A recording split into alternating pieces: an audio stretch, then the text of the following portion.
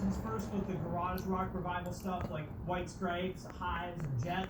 Spectrum Business is boosting our internet starting speeds, not our price. Get new, faster internet with speeds starting at 300 megabits per second. Still just $49.99 a month when bundled. Switch today. Visit spectrum.com/business.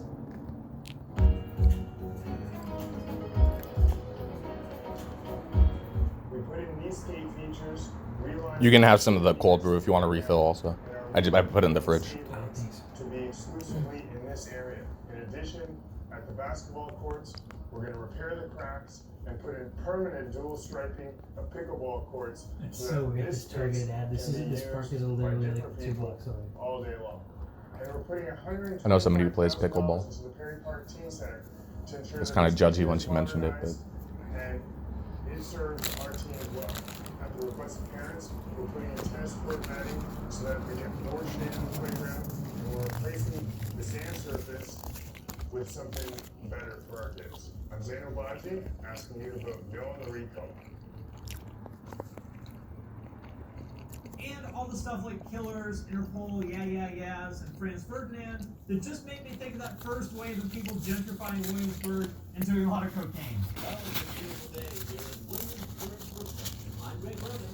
I'm David McCoy. And hipsters throughout the full course today. On the road with big surprise. Brought to you by Hooray. Feeling for authenticity, aim for facts. Because this was around the time when indie stuff started to become really cool in the mainstream media. For example, like Seth from the OC talking about Death Cab and whatever. And every college freshman falling in love with Wes Anderson movies. And 500 Days of Summer and the Garden State soundtrack, which had like Iron and Wine and Shins on it. Won a Grammy that year, I think. Which all combined to create a strange phenomenon of major label indie. It no longer meant that the game was actually independent. It meant more like bands that kind of look and sound like independent bands from the 80s and 90s. And to be clear, that is totally fine with me. I have absolutely no problem with artists signing to major labels. I think that's the right business decision for them. So I really couldn't care less at all about that particular detail. I just find it kind of ironic. The important thing to remember here is that this stuff was as mainstream as it gets. You would see these songs being used in TV commercials for giant multinational brands. For example, if you remember that iPod campaign with the dancing silhouettes in the mid-2000s that had like Block Party, Jet in it, or Karen O from the Yeah Yeah Yeahs did an original song for an Adidas commercial with Spike Jones.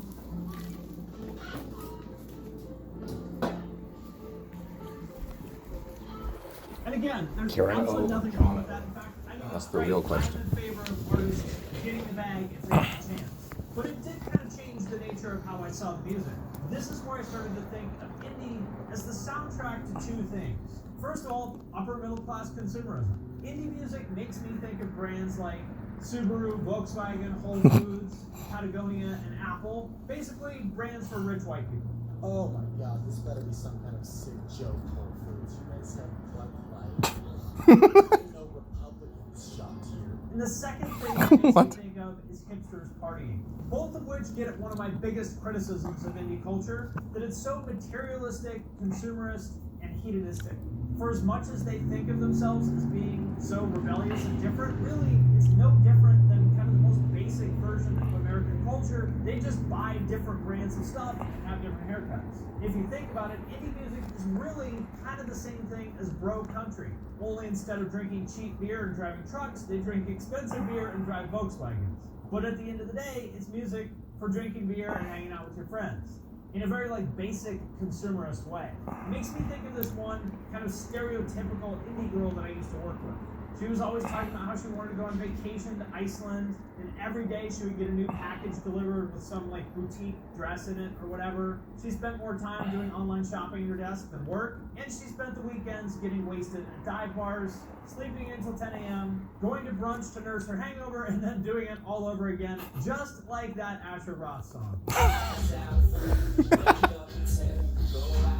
Okay, I wasn't expecting Asher Roth in an indie video, but I'll take it. I vividly remember the exact moment that I realized this. He needs to do like a deep dive analysis on like Asher Roth's And it just so phenomenon. Just Asher Roth? Yeah. What happened to Asher Roth? Yeah. Yeah. my friends do drugs, it's because we hate ourselves and we kind of halfway sort of want to die because it's less painful than being alive. But when you and your friends do drugs, it's because your lives are too easy and you're bored. And she just kind of laughed and was like, yeah, exactly. And I was like, that's actually kind of dark. It makes feel worse for you than me. I'm a piece of shit. And honestly, it kind of grossed me out and made me sad to realize what an empty person she was.